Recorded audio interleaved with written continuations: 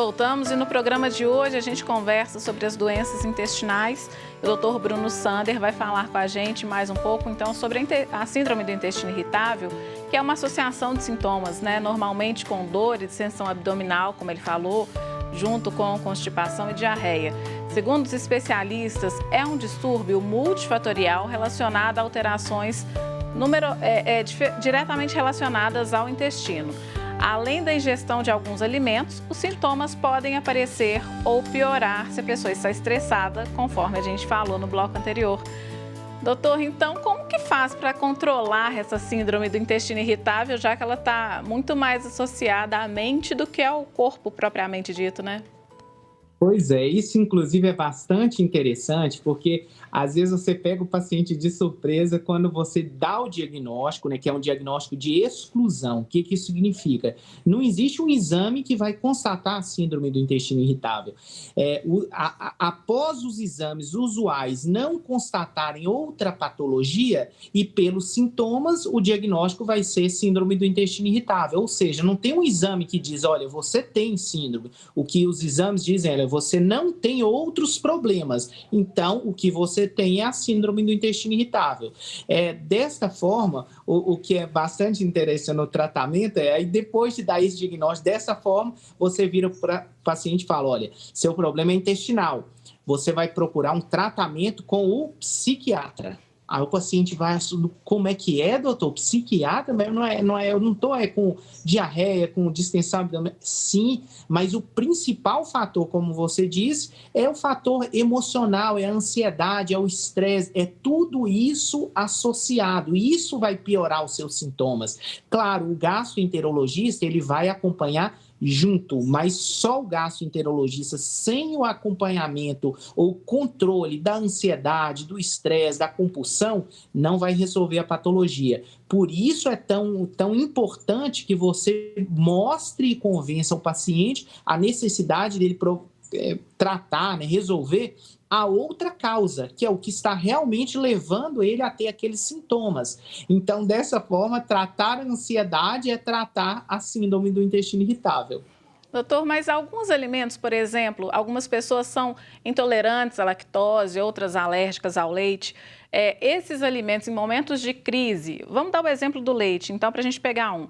Esses alimentos, em momentos de crise, eles podem irritar mais ainda?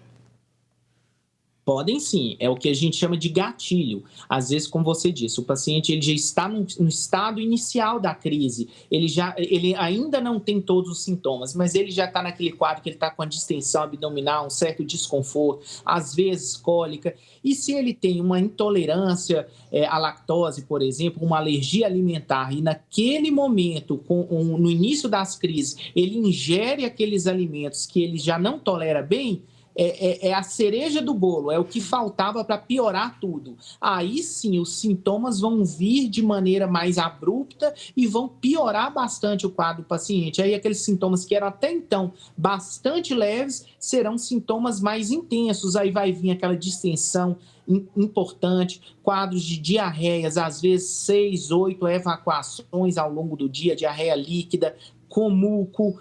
Não é comum, não é esperado presença de sangue nessa diarreia, na síndrome do intestino irritável. Porém, diarreias líquidas, o que a gente chama às vezes explosivas, né, que é aquela sensação que o paciente tem de que quando ele sente, fala assim, nossa, mas uma dor muito intensa e a presença de muitos gases. E esses são os sintomas mais comuns. Então, aqueles alimentos que ele já não tolera bem, quando ele ingere no início dos sintomas da síndrome, piora tudo. Doutor, e houve alguma mudança de denominação ou de modo de se detectar a síndrome do intestino irritável ao longo dos anos? Eu pergunto isso por uma questão muito prática. Antigamente se falava muito em colite. Hoje já não se fala tanto em colite, né? Foi uma evolução nos estudos que fez com que os médicos chegassem a essa conclusão ou não? Sim, na realidade existe o consenso, um critério chamado Roma 4, que é o último consenso nessa área de intestino, o consenso de Roma 4.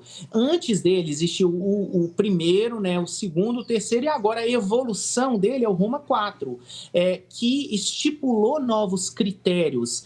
Dentre eles, foi essa aceitação da ansiedade relacionada à síndrome do intestino irritável. Por exemplo, como você disse, a colite. A colite é um diagnóstico colonoscópio. A gente consegue visualizar a colite através da colonoscopia, faz a biópsia, vê lá as alterações histológicas na mucosa quando a gente faz essa biópsia. Já na síndrome do intestino irritável, isso a gente não consegue visualizar essas alterações. Por isso que até então, nos primeiros consensos, ainda isso ficava no limbo, não existia esse critério. Hoje, sim, com o Roma 4, a gente incorporou novos diagnósticos, né, e novas análises, por isso que veio, sim, a síndrome do intestino irritável, separando até então da colite, porque, como você disse, antes, praticamente tudo era colite, né? O que significa o termo colite? It é irritação, seria uma irritação do cólon. A grosso modo, poderia, sim, tentar se encaixar a síndrome do intestino irritável dentro de um quadro de colite, porque colite nada mais é do que a irritação do cólon. A síndrome do intestino irritável também é uma irritação no intestino. Então, elas estão entrelaçadas, mas hoje existe a diferenciação desses diagnósticos. Doutor, nosso tempo está aqui super corrido, mas eu quero fazer uma pergunta rápida e objetiva para o senhor. Existe uma idade em que as pessoas têm mais essa doença, um gênero, homens, mulheres, já que ela é tão relacionada à ansiedade? Sim, eu vou te rebater.